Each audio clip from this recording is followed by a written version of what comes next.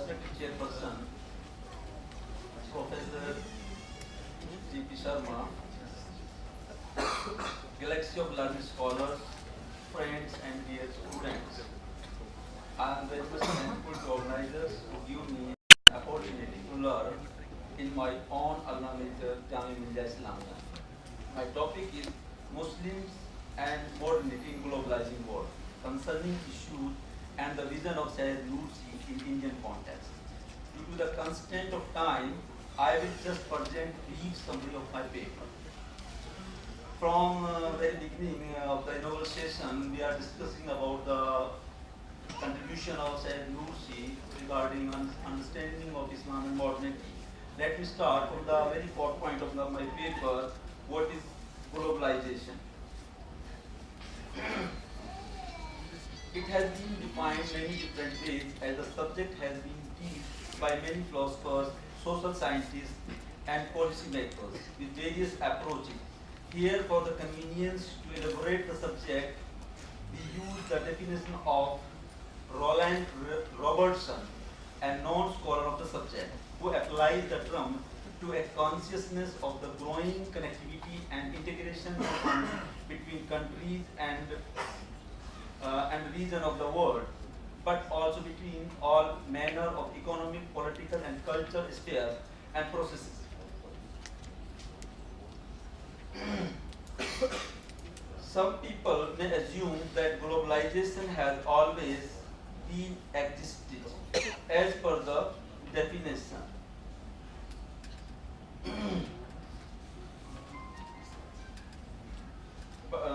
As per the definition, because the movement of the people, ideas and goods has been a universal process, but the current form of the globalization is a direct outcome of the Western modernity, which started from the Renaissance in the West during 18th and early 19th century. The modernity emerged in European civilization with secular humanism and gradual decline of religion and morality. It was the time when Christianity removed from the public sphere, but Christian morality, particularly Protestant, remained still alive.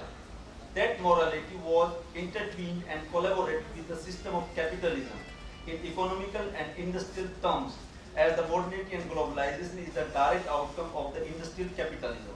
The values of this system spread worldwide by the imperialism of Europe and later of America.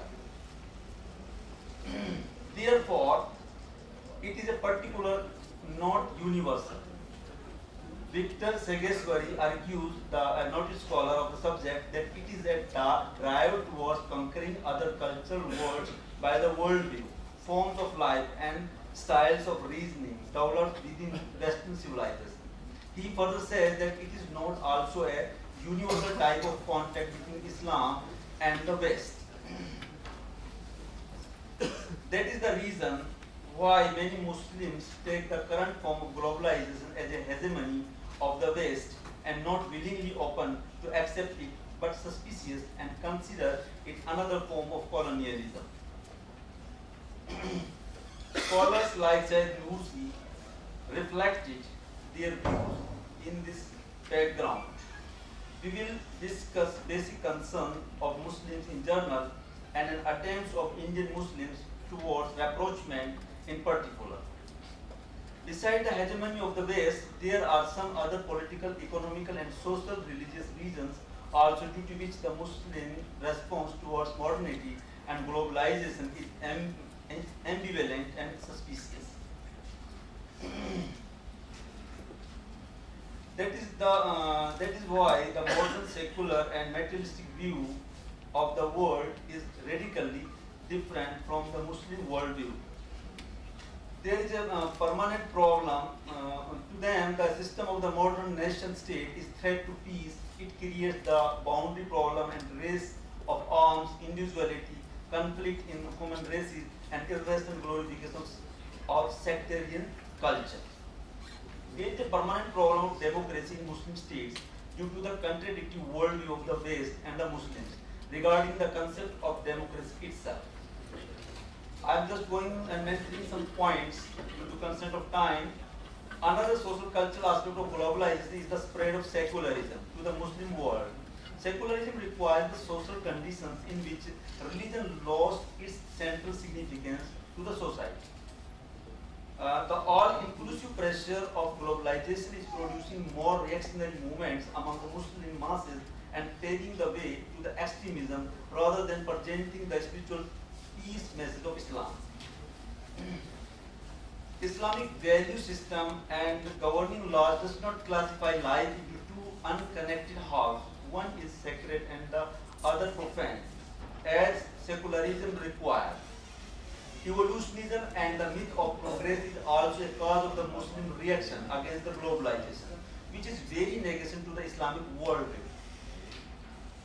In spite of the all about reservations and deterrents, the Muslim society is hugely impacted in various ways by the process of modernism and globalization.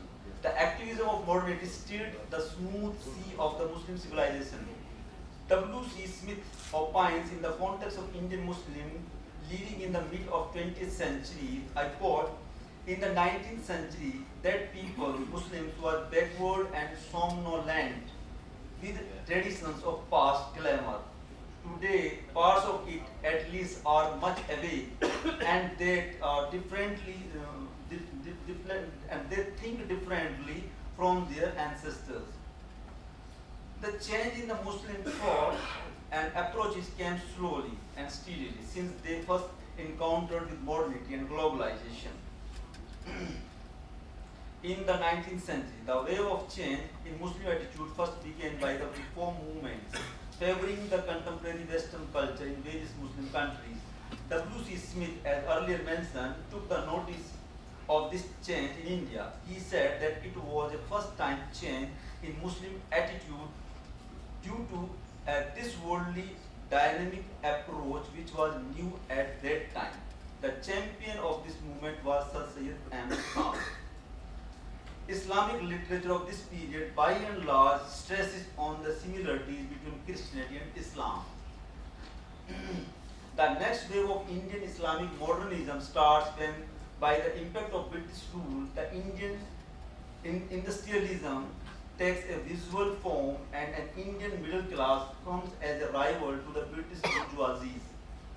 In this period, Islam was elaborated as a compatible faith to the modernity and as a very source of the Western liberalism. One stimulus for that was activism of Christian missionaries in India. In brief, Islamic modernization of this time was in reaction of the criticism of missionaries.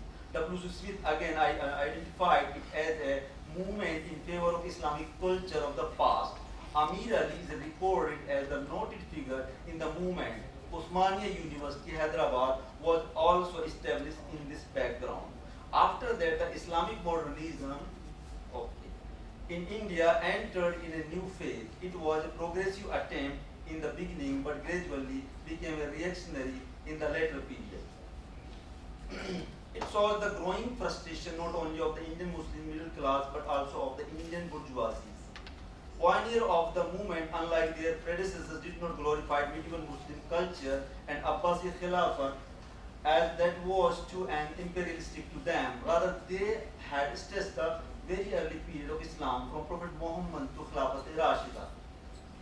Shahid Nursi also expressed their views in this, stressed their views on this point particularly. The outstanding figure in both phases, progressive and reactionary, of this movement was Sir Muhammad Iqbal, who summoned the sleeping Muslims to wake up. University Jamia Millia Islamia Delhi also established in the progressive phase of this movement. It is a reactionary phase. Its reactionary phase, certain reactionary changes also. Iqbal's poetry and other writings of that period are the best reflection of the movement. In the process of Indian Islamic modernism, many theological movements and congregations also take place. Just as India, other Muslim states are also facing the same kind of social and cultural change. The history of Turkey, Iran, Egypt, and Afghanistan also reflects almost the similar process of Islamic modernism. Hopefully, we can say that in the contemporary period of globalization, a synthesis will take place in Islamic modern reformatory thoughts and the Western liberal ideas. We are observing a positive change in new Islamic literature and new interpretation of the Holy Quran. Yes. Okay, I just reading the last paragraph. Need not to discuss in detail the ideas of Sayyid Nursi which have expressed particularly in his magnum opus Risale-e-Nur, which might be paved a panacea to come over all kind of anxieties Muslims facing all over the world related the encounter of modernity and Islam.